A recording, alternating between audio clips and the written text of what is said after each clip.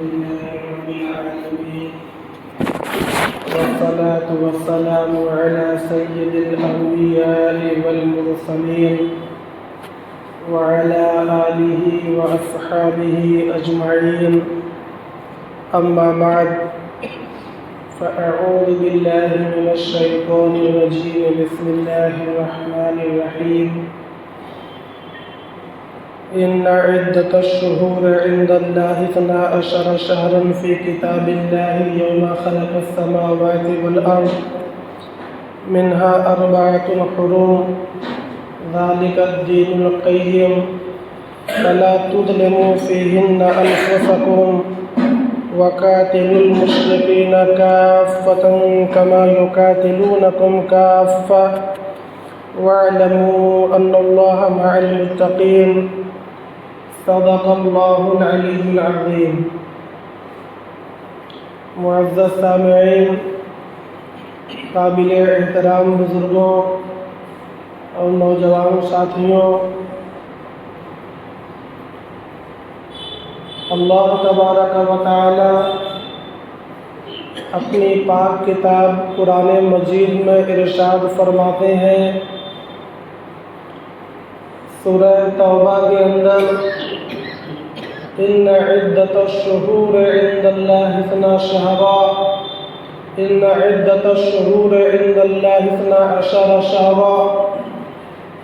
اللہ تبارک و تعالی کے نزدیک مہینے 12 ہیں.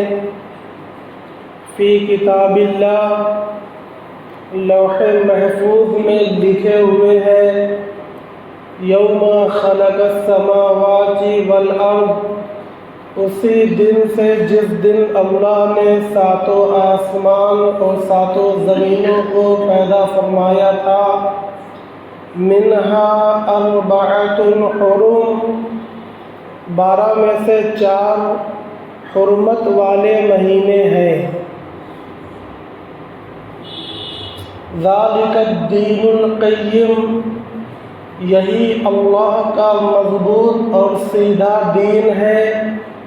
فلا تظلموا فیہن انفسکم، لہذا ان حرمت والے مہینوں میں اپنی جانوں پر ظلم مت کرنا. اس آیت سے اللہ رب العزت نے یہ بات بتلائی کہ مہینے 12 ہیں، ان میں سے 4 حرمت والے مہینے ہیں. اور حرمت کا معنی یہاں احترام کا ہے، حرمت کا معنی یہاں عظمت اور افضلیت کا ہے. تو یہ جو احترام والے مہینے ہیں، ان کی جو فضیلت ہے، ان کی جو عظمت اور اہمیت ہے، اللہ تبارک و تعالی نے 12 میں سے ان 4 کو جو چنا ہے، وہ اسی دن چنا تھا جس دن اللہ نے 7 آسمان اور 7 زمینوں کو پیدا فرمایا تھا. یہ فضیلت، یہ حرمت، یہ عظمت، یہ رفعت، یہ اسی وقت سے ہے. اور یہ بات تبھی اللہ رب العزت نے لوح محفوظ میں لکھ دی تھی.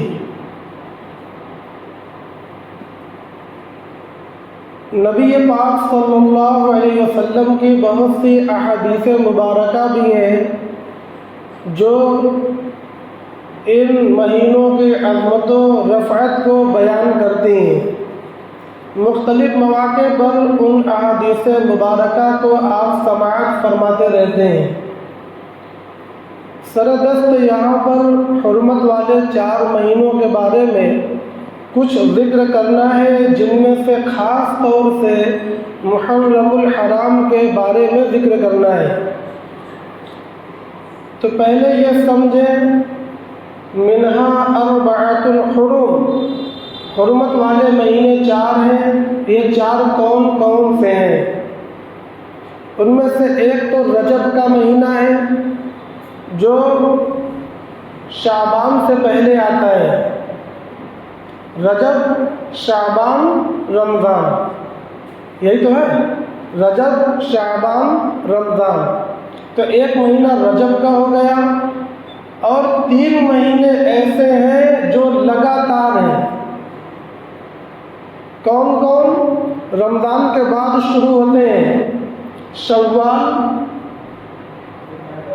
ذی القعدہ، ذی الحجہ اور محرم۔ شوال نہیں، شوال کے بعد شروع ہوتے ہیں ذی القعدہ، ذی الحجہ اور محرم۔ یہ 4 مہینے حرمت والے ہیں، اور یہ بات میں نے آپ کو قرآن مجید کی آیت کے ذریعے سے بتلا دی کہ ان کی حرمت و عظمت یہ دنیا کے پہلے دن سے ہے، کائنات کے پہلے دن سے۔ حرمت کے کچھ تقاضے ہیں، ان تقاضوں پر عمل کرنا یہ سنت اسلام ہے۔ اللہ تبارک و تعالیٰ نے صرف مہینوں کو نہیں چنا ہے، بلکہ نورانی مخلوق میں سے اللہ نے فرشتوں کو چنا، جن میں سے جبرائیل، میکائیل، اسرافیل، عزرائیل وغیرہ جو مخصوص فرشتے ہیں۔ اب ان میں سے حضرت جبرائیل کو اللہ نے پیغام بھیجنے کے لیے چنا، لہذا ان کی جو عظمت ہے، ان کا جو احترام ہے، وہ تمام فرشتوں سے زیادہ ہے۔ یعنی فرشتوں میں سب سے افضل حضرت جبرائیل امین ہے۔ اللہ نے ان کو چنا ہے، اور اللہ نے خاکی مخلوق میں سے اپنے پیغام کے لیے انبیاء کو چنا ہے، لہذا انسانوں میں سب سے افضل انبیاء ہیں، اور انبیاء میں سب سے افضل سید الانبیاء جناب آقا محمد رسول اللہ صلی اللہ علیہ وسلم ہے۔ کیوں؟ اس لیے کہ اللہ نے ان کو چنا ہے، اور اللہ نے مہینوں میں سے 4 مہینوں کو بھی چنا ہے۔ زمینوں میں سے اللہ نے مسجد کو چنا ہے، لہذا پوری دنیا کی زمینوں میں سب سے افضل زمین مسجد کی ہے۔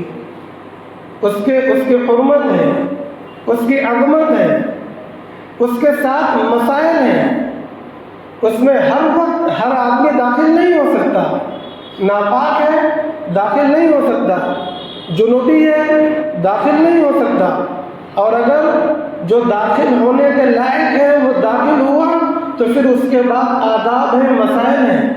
مسجد میں اسی عظمت کے ساتھ، اسی حرمت کے ساتھ رہنے کا حکم ہے۔ اس میں سے حکم یہ بھی ہے کہ مسجد میں آواز کو بلند نہ کیا جائے۔ اس زمانے کے اندر اس عظمت کا عموماً خیال نہیں کیا جاتا۔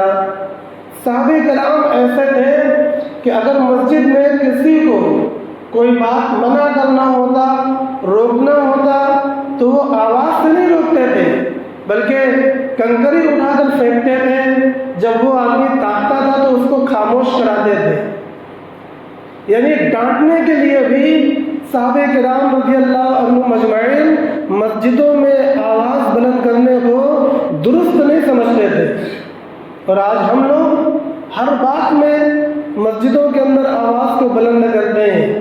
مسجدوں میں کون سی آواز بلند ہوگی؟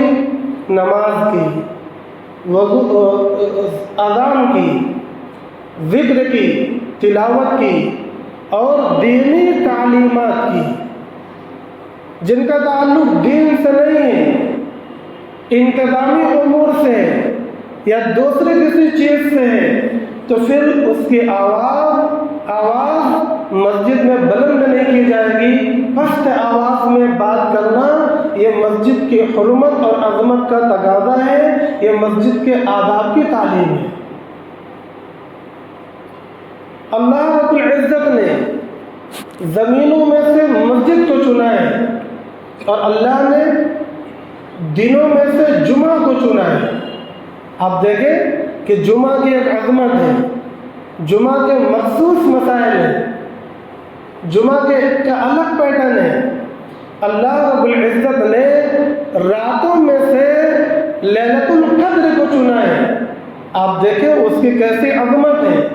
تو اللہ تبارک و تعالیٰ نے جو ان سب کو چنا تو یہ پہلے ہی چن لیا تھا، بعد میں کسی واقعے کی وجہ سے اس کے اندر کوئی فضیلت نہیں بڑھی ہے، اس کا کوئی مقام بلند نہیں ہوا ہے۔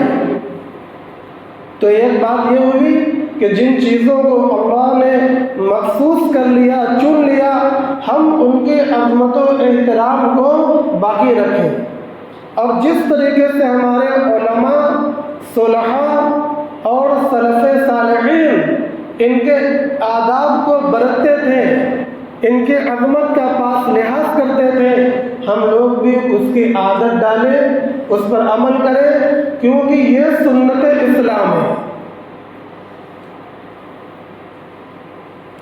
لوگ ایک غلطی کرتے ہیں، وہ غلطی کیا ہے؟ لوگ یہ سمجھتے ہیں کہ محرم الحرام کی فضیلت حضرت حسین رضی اللہ تعالی عنہ کی شہادت کی وجہ سے۔ میں سمجھتا ہوں کہ چند سال پہلے یہ مزاج عام تھا، تمام لوگ یہ سمجھتے تھے کہ محرم کا مہینہ، اس کی جو الگ کیفیت ہے، اس کے ساتھ جو مخصوص مسائل ہیں، وہ حضرت حسین رضی اللہ تعالی عنہ کی شہادت کی وجہ سے پیدا ہو گئے ہیں۔ تو محترم بھائیوں اور دوستوں، حضرت حسین رضی اللہ تعالی عنہ کی شہادت سے بہت پہلے قرآن مجید نازل ہوا تھا، اور قرآن مجید کے اندر سورہ توبہ کے اندر اللہ تبارک و تعالیٰ نے یہ آیت نازل فرمائی ہے جو میں نے آپ کو سنائی، اور اس آیت کے اندر اللہ تبارک و تعالیٰ اس بتلا رہے ہیں کہ 4 مہینے حرمت والے ہیں اسی وقت سے جب اللہ نے کائنات کو پیدا فرمایا تھا۔ حضرت ابراہیم علیہ السلام نے اپنی بیوی حضرت ہاجرہ اور اپنے بچے حضرت اسماعیل علیہ السلام کے ذریعے سے مکہ مکرمہ کو آباد فرمایا۔ ان سے پہلے وہاں کوئی نہیں تھا، جو نسلیں چلی وہ انہی سے چلی۔ بعد میں قوم جرہم کے لوگ آئے، حضرت اسماعیل علیہ السلام کی شادی ان کے یہاں کی ایک خاتون سے ہوئی، پھر دوسرے خاتون سے ہوئی۔ بہرحال مکہ کو آباد کرنے والے یہی دونوں حضرات ہیں، ان کے بعد لوگ آئے۔ اور آپ جانتے ہیں کہ نبی پاک صلی اللہ علیہ وسلم کا جب زمانہ آیا، حضرت ابراہیم علیہ السلام کے 3-4 ہزار سال کے بعد تو ملت ابراہیمی کے اندر، دین ابراہیمی کے اندر حرمت والے مہینوں کا جو مسئلہ تھا وہ اب بھی باقی تھا۔ چنانچہ نبی پاک صلی اللہ علیہ وسلم کے زمانے میں نبوت سے پہلے بھی جو لوگ تھے وہ 4 مہینوں کو حرمت والا مہینہ سمجھتے تھے، اس کا احترام کیا جاتا تھا، اس میں عبادتوں کو بڑھایا جاتا تھا، اور اس میں انتقام لینا، اس میں ڈاکہ ڈالنا، اس میں چوری کرنا، اس میں جھگڑنا اور جنگ و جدال کرنا، یہ سب بڑا عیب سمجھا جاتا تھا۔ حدیث شریف میں آتا ہے کہ اگر کوئی کسی ایسے آدمی سے ملاقات کر لیتا جو اس کے باپ کا قاتل ہے، قاتل سے سامنا ہو گیا حرمت والے مہینے میں، تو یہ لڑکا اپنے باپ کے قاتل کو برا بھلا بھی نہیں کہتا تھا، صرف اس مہینے کی عظمت اور حرمت کی وجہ سے۔ کچھ عجیب بات نہیں ہے کہ وہ جو دور جاہلیت کے لوگ تھے وہ تو اللہ کی حرمت والی چیزوں کا اتنا احترام کرتے تھے، اور ہم لوگ جو اس کتاب پر ایمان رکھتے ہیں، جو اس کتاب کو زندگی کا نصب العین سمجھتے ہیں، اس کتاب میں ہم لوگ ہدایت سمجھتے ہیں اور اس کتاب کے علم بردار ہیں، ہمیں کبھی ان باتوں کا خیال نہیں آتا کہ یہ محرم کا مہینہ شروع ہو چکا ہے، لہذا ان میں ہمیں بہت سی چیزوں سے رک جانا ہے۔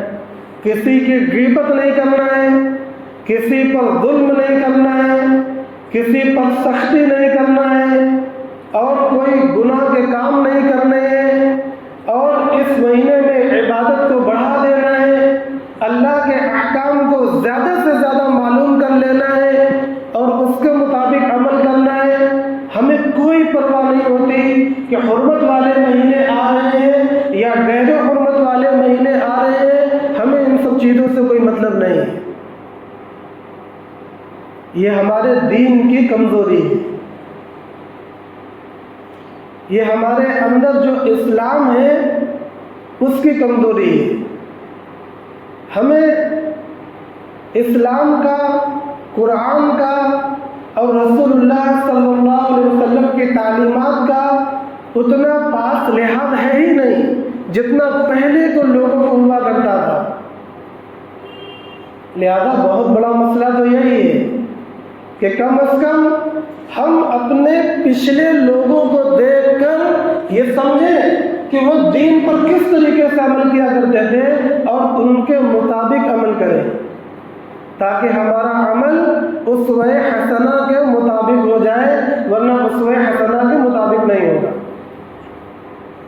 میں یہ عرض کر رہا تھا کہ لوگ یہ سمجھتے ہیں کہ اس مہینے کے اندر جو حرمت، عظمت اور رفعت ہے وہ حضرت حسین رضی اللہ تعالی عنہ کی عظیم شہادت کی وجہ سے ہے۔ تو محترم بھائیوں، دوستوں اور بزرگوں، یاد رکھیے کہ ایسا بالکل بھی نہیں ہے۔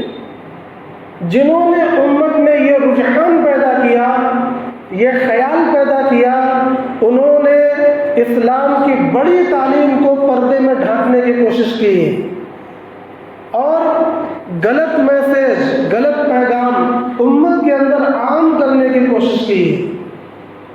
مسلمانوں کو یہ چاہیے کہ امت کے اندر غلط تعلیم اور غلط پیغام کو عام ہونے نہ دیں، اپنی فکر سے، اپنے علم سے، اپنے عمل سے صحیح دین کو سامنے رکھیں، اسی پر عمل کریں، اسی کو اگلی نسل تک پہنچائیں، اس کے خلاف ہونے نہ دیں۔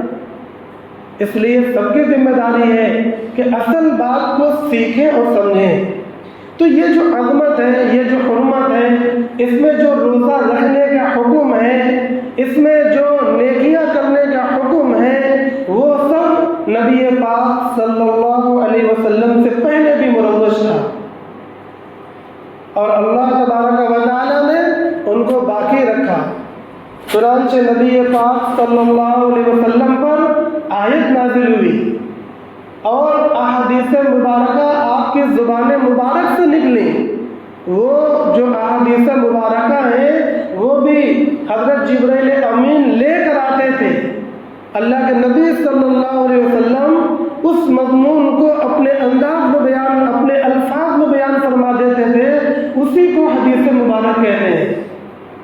لہذا ایک بات یہ ذہن میں رکھنا چاہیے کہ یہ جو ماہ محرم الحرام کی فضیلت ہے یہ پہلے سے ہے، اس میں بعد کے کسی بھی واقعے سے کوئی عظمت بالکل پیدا نہیں ہوئی، اور اس سے یہ بھی نہ سمجھا جائے کہ اہل سنت والجماعت حضرت حسین رضی اللہ تعالی عنہ کے مقام و مرتبہ میں کچھ کمی کے قائل ہیں۔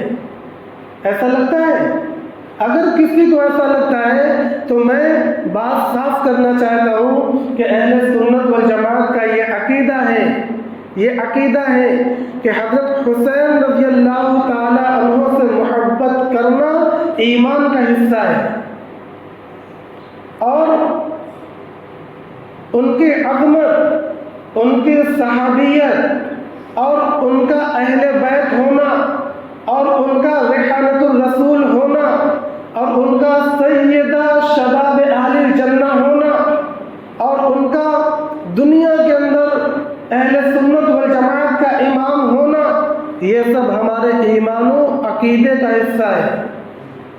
جس کے اندر ایمان ہوگا وہ حضرت حسین رضی اللہ تعالی عنہ سے محبت بھی کرے گا اور ان کی عظمت کا قائل بھی ہوگا، ان کے مقام و درجات کا قائل بھی ہوگا، اور جو ان سے بغض رکھے گا، جو ان کی توہین کرے گا، جو ان کو غلط ٹھہرائے گا، جو ان کی شان میں گستاخی کرے گا، تو اس کے اندر ایمان نہیں ہے، وہ ملحد ہے، وہ زندیق ہے، اسلام سے اس کا کوئی تعلق نہیں۔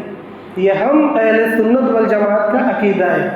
اس عقیدے کو سمجھنے، سننے اور یاد کر لینے کے بعد میں دوبارہ کہتا ہوں کہ اتنے بلند مقام پر ہونے کے باوجود ان کی شہادت سے محرم کے مہینے کے عظمت پر کوئی فرق پڑنے والا نہیں ہے، کیونکہ اس کا کوئی تعلق ہی نہیں تھا۔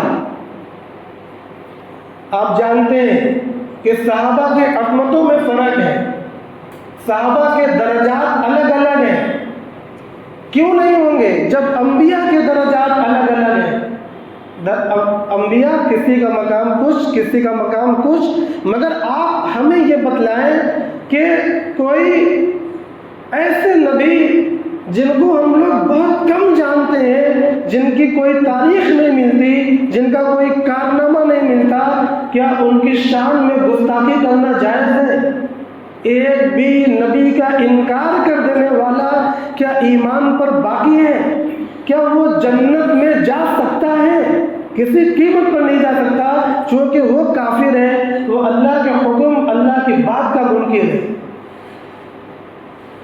معلوم یہ ہوا کہ درجات، انبیاء کے درجات میں فرق ہے، اس کے باوجود کسی کو کچھ نہیں کہہ سکتے۔ تلک الرسل فضلنا بعضهم علی بعض، اللہ نے نبیوں کے درجات کو الگ الگ بنایا ہے، ہم اور آپ کچھ نہیں کر سکتے۔ اسی طریقے سے صحابہ کے درجات بھی الگ الگ ہیں، مگر کوئی ادنا سے ادنا بھی صحابی ہوگا، ان کا ذکر جب بھی آپ کریں گے خیر کے ساتھ کریں گے، برائی کے ساتھ ان کا ذکر کرنا حرام ہے، گمراہی ہے۔ اور آپ ہر ہفتے خطبے میں سنتے ہوں گے وَكُلُّ بِدْعَةٍ ضَلَالَةٍ وَكُلُّ ضَلَالَةٍ فِي النَّارِ، ہر گمراہی کا ٹھکانہ جہنم ہے۔ لہذا جب یہ بات سمجھ میں آ گئی کہ حضرت حسین رضی اللہ تعالی عنہ کا بڑا مقام ہے، مگر ان سے بھی بہت اونچا مقام حضرت عمر رضی اللہ تعالی عنہ کا ہے،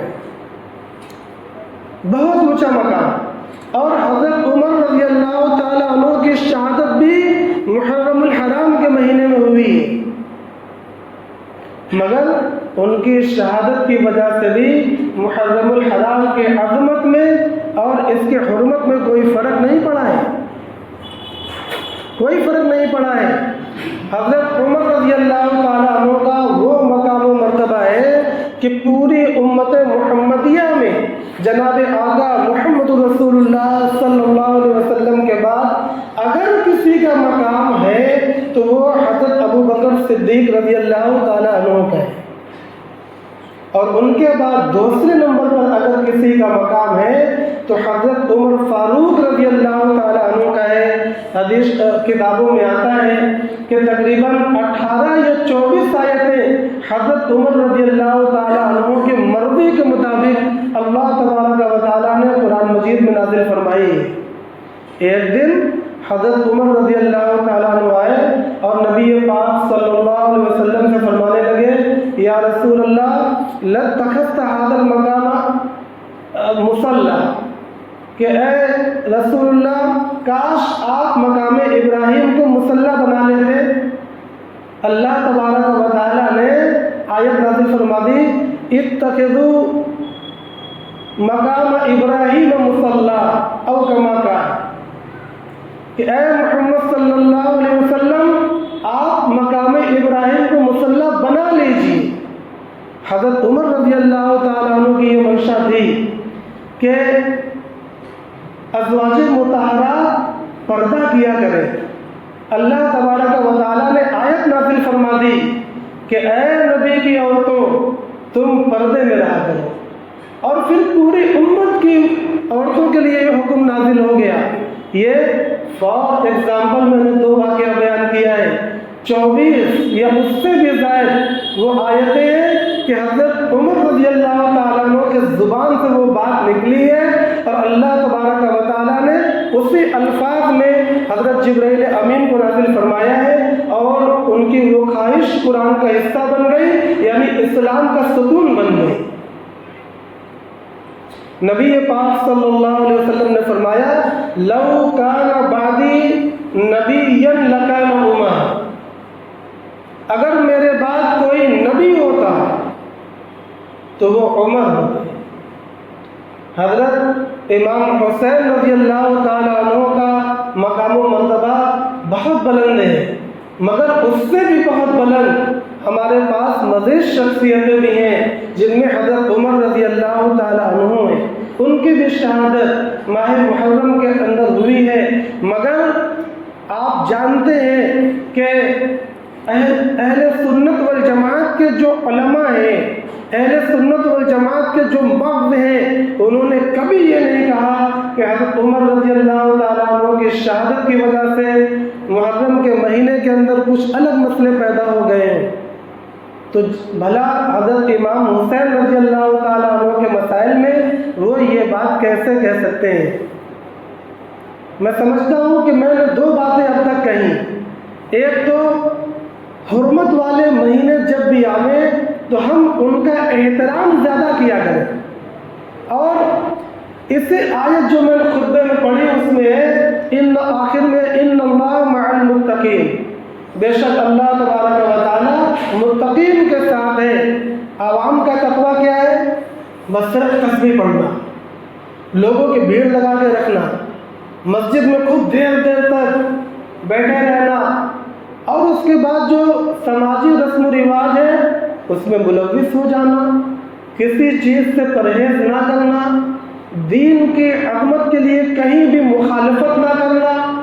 جب کہو کہ صاحب آپ لوگوں کو ٹوکتے کیوں نہیں، تو کہا جاتا ہے لوگ خلاف ہو جائیں گے، لوگ ناراض ہو جائیں گے. یہ سمجھ کر لوگوں کے ہر ہاں میں ہاں ملانا یہ تقویٰ نہیں ہے، یہ بالکل غلط تقویٰ ہے. اصل تقویٰ کیا ہے؟ امتثال الاوامر و اجتناب النواہی. دوسرے الفاظ میں امر بالمعروف اور نہی عن المنکر، بھلا کام کرنا اور بھلائی کا حکم دینا اور برے کام سے بچنا اور برائی سے روکنا، یہ ہے تقویٰ. کوئی اگر صرف ایک پہلو پر عمل کرتا ہے، بھلا کام کرتا ہے اور بھلائی کا حکم کرتا ہے، مگر برے کام سے بچتا نہیں اور برے کام سے روکتا نہیں، تو پھر وہ متقی نہیں ہے.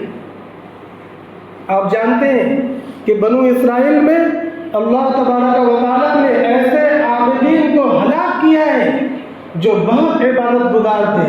فرشتوں نے سوال کیا کہ اے اللہ اس بستی میں تو ایسا عبادت کرنے والا ہے. اللہ نے کہا جا کر پہلے اسی کو مارو. یہی تو کہا تھا کہ پہلے اسی کو ہلاک کرو، اسی سے مجھے زیادہ ناراضگی ہے. تو محترم بھائی اور دوستوں، تقویٰ کو بھی سمجھیں اور تقوی کے تقاضے پر عمل کیا کریں. تقویٰ کا تقاضا یہ ہے کہ جہاں برائی ہوتی ہوئی دیکھیں وہاں اول تو رک جائیں اور یہ سمجھیں کہ بھئی ہمیں نہیں کرنا ہے. لیکن یہ رکنا ابھی کافی نہیں، بلکہ اس کے بعد یہ غور کریں کہ اس برائی کو روکا کس طریقے سے جائے گا. اس کے الگ الگ طریقے ہو سکتے ہیں، چونکہ برائی کرنے والے لوگ الگ الگ ہوتے ہیں. اپنی آل اولاد ہوگی تو پکڑ کر گھر میں لے کر چلے آئیں گے، اپنے ماتحت ہوں گے تو ڈانٹ ڈپٹ کر بھی بٹھا لیں گے، اور دوست و احباب ہوں گے تو سمجھا بجھا کر منا لیں گے، بڑے لوگ ہوں گے تو ادب و احترام سے بات پیش کر دیں گے، اور معاشرہ اس میں مبتلا ہوگا تو اب حکمت کے ساتھ ان کے اندر امر بالمعروف اور نہی عن المنکر کیا جائے گا. جو کرے گا وہ متقی ہوگا. اس مہینے کے اندر بھی اس چیز کا بڑا تقاضا ہے. بہت سی برائیاں ہیں، بہت سے خرافات ہیں، بہت سے خرافات ہیں. بہت سی رسمیں ہیں، ان تمام رسموں سے رکنا اور ان تمام رسموں کو روکنا یہ کس کا کام ہے؟ فرشتے آئیں گے یا دوسری قوم آئے گی؟ ذالک الدین القیم، یہ مضبوط اور پیٹنٹ دین ہے۔ اس دین کی حفاظت کون کرے گا؟ دین کی حفاظت تلواروں سے نہیں کی جاتی، دین کی حفاظت ہتھیاروں سے نہیں کی جاتی، دین کی حفاظت عمل کے ذریعے کی جاتی ہے۔ ہم اور آپ جتنا صحیح عمل کریں گے اتنا زیادہ دین ہماری زندگی میں، امت میں اور نسلوں میں محفوظ ہوتا چلا جائے گا۔ ہم اور آپ دین کو جتنا چھوڑیں گے اور دین کے خلاف جتنا زیادہ عمل کریں گے، دین کا جنازہ ہماری زندگی سے، امت سے، نسلوں سے نکلتا چلا جائے گا۔ لہذا دین کی حفاظت اگر کرنا ہے تو اس کا اولین طریقہ عمل کرنا ہے، اور اس کے بعد کے جو طریقے ہیں وہ ہماری اور آپ کی ذمہ داری نہیں ہے۔ جن کی ذمہ داری ہے ان سے پوچھ تاچھ کر لی جائے گی۔ ہمارا اور آپ کا جو کرنے کا کام ہے وہ صرف عمل کرنا ہے۔ لہذا محرم الحرام کے مہینے میں نمبر 1 اپنے عقیدے اور فکر کی اصلاح کر لیں، اور وہ یہی ہے کہ کسی شہادت کی وجہ سے، کسی واقعے کی وجہ سے محرم الحرام کے مہینے میں کوئی فرق نہیں آیا ہے۔ یہ تو یوم خلق السماوات والارض والا مسئلہ ہے۔ اور دوسری اصلاح اپنے عمل کی کر لیں۔ عمل کی اصلاح کیا ہے کہ ان دنوں کے اندر لوگ تعزیہ بناتے ہیں، اور تعزیے کے ساتھ جو لوازمات ہیں اس کو برتتے ہیں۔ یہ روافض کا کام ہے، اہل سنت والجماعت کا کام نہیں ہے۔ کوئی یہ کہنے لگے کہ صاحب چونکہ آپ دیوبندی ہیں اس لیے آپ ایسا کہتے ہیں، تو میں اطلاع یہ عرض کر دوں کہ تعزیے کا انکار، تعزیے کی قباحت صرف دیوبندیوں میں منع نہیں ہے بلکہ یہ بریلیوں میں بھی منع ہے، اور یہ بات بالکل اظہر من الشمس ہے۔ ایسا نہیں ہے کہ میں کہہ رہا ہوں آپ کو حیرت ہو جائے۔ میں سمجھتا ہوں بارہا آپ نے بھی سنا ہوگا کہ ان کے جو پیشوا ہیں، ان کے جو ائمہ ہیں، انہوں نے سختی کے ساتھ منع کیا ہے اور وعید سنائی ہے اور اس کو روکنے کی ترغیب دی ہے۔ یہ الگ بات ہے کہ ان کے عوام میں نہ حضور کی مانا، نہ صحابہ کی، نہ امت کی مانا، نہ اپنے امام کی۔ لہذا منمانی کے اندر روافض اور شیعوں کے اتباع میں وہ سارے کام کیے جا رہے ہیں۔ یہ جو بہانے ہیں کہ صاحب ہم ذرا بھیڑ لگاتے ہیں، ہم ذرا پنچوک کی جگہ کو گھیرے رہتے ہیں، اس میں فلاں مصلحتیں ہیں، کوئی مصلحت نہیں ہے۔ دین کے آگے کوئی مصلحت نہیں ہے۔ دین پر آؤ، اللہ مدد کرے گا۔ اپنی حکمت لگاؤ گے، اللہ مدد نہیں کرے گا۔ بات ختم۔ بلا مصلحت ہمیں دین کے اوپر عمل کرنا ہوگا۔ تیسری خرابی جس کی اصلاح کرنے کی ضرورت ہے وہ یہ کہ بہت سے لوگ اس کو غم کا مہینہ سمجھتے ہیں۔ تو یاد رکھیں قطعاً یہ مہینہ یا اس کے علاوہ اور کوئی بھی مہینہ غم کا مہینہ نہیں ہے۔ اللہ سے یہ امید نہیں کی جا سکتی کہ اللہ بندوں پر غم کو ڈال دیں گے۔ کوئی مہینہ غم کا نہیں ہے، اور شہادت اسلام کے اندر کوئی بری چیز نہیں ہے۔ ہر نبی کی یہ دلی تمنا تھی کہ وہ شہید ہو جاتے۔ ہر نیک انسان کی یہ تمنا ہوتی ہے کہ اے اللہ کاش ہمیں شہادت کی موت نصیب ہو جاتی۔ یہ تو بڑا اونچا مقام ہے۔ یہ موت نہیں، یہ زندگی ہے۔ یہ غم نہیں، یہ ان کے لیے خوشی ہے۔ یہ الگ بات ہے کہ جب ہمارا کوئی عزیز چلا جاتا ہے تو ہمیں غم لاحق ہوتا ہے، مگر 3 دن سے زیادہ غم منانا یہ شریعت نے جائز نہیں رکھا ہے۔ لہذا کوئی بھی اگر یہ سمجھتا ہے کہ یہ غم کا مہینہ ہے تو وہ اپنے عمل و عقیدے کی اصلاح کر لے۔ چوتھی خرابی، اس مہینے کے اندر ہرا یا کالا کپڑا پہننا، یہ چونکہ روافض کا شعار ہے من تشبہ بقوم فہو منہم، اس لیے یہ حرام ہے، بالکل صاف الفاظ میں۔ 5ویں غلطی، حضرت حسین رضی اللہ تعالی عنہ کے نام پر بہت سے لوگ اپنے بچوں کو اسی مہینے کے کسی دن میں بھیک منگواتے ہیں، وہ بھکاریوں کی طرح دوڑتے ہیں، دروازے دروازے جا کر حضرت حسین کے نام کی بھیک مانگتے ہیں۔ یہ نہایت گناہ اور خطرناک عمل ہے۔ یاد ہونا چاہیے کہ اللہ تبارک و تعالی نے اپنے حبیب اور ان کے اہل بیت پر صدقہ اور زکوٰۃ کو حرام فرما دیا تھا۔ اللہ کے نبی صلی اللہ علیہ وسلم نے کبھی صدقہ اور زکوٰۃ نہیں کھایا، نہ اپنے گھر والوں کو کھانے دیا، اور مسئلہ یہ ہے کہ قیامت تک سادات کے لیے زکوٰۃ اور صدقات حرام رہیں گے۔ آپ جانتے ہوں گے ایک مرتبہ حضرت حسین یا حضرت حسن رضی اللہ تعالیٰ عنہ نے غلطی سے صدقے کی ایک کھجور اپنے منہ میں ڈال لی تھی، تو نبی پاک صلی اللہ علیہ وسلم نے انگلی ڈال کر اس کو باہر نکالا تھا، اور اس چھوٹے سے بچے کو یہ سمجھا رہے تھے کہ ہم نبی کے گھر والوں پر صدقہ اور زکوٰۃ حرام ہے، ان کے نام پر بھیک منگوائی جاتی ہے۔ بھیک مانگنا اسلام میں حلال ہی نہیں ہے، اور ان کے نام پر بھیک منگوائی جاتی ہے۔ محترم بھائی اور دوستوں، یہ چند اعمال ہیں جو امت کے اندر بگاڑ کی شکل میں ہے، ان کے علاوہ بھی اعمال ہوں گے۔ کہنے کا مقصد صرف اتنا ہے کہ صرف سنت رسول اور سنت اسلام پر عمل کیا جائے، اس کے علاوہ تمام چیزوں سے پرہیز کیا جائے۔ اللہ تبارک و تعالی عمل کی توفیق عطا فرماوے۔ وآخر دعوانا الحمدللہ رب العالمین۔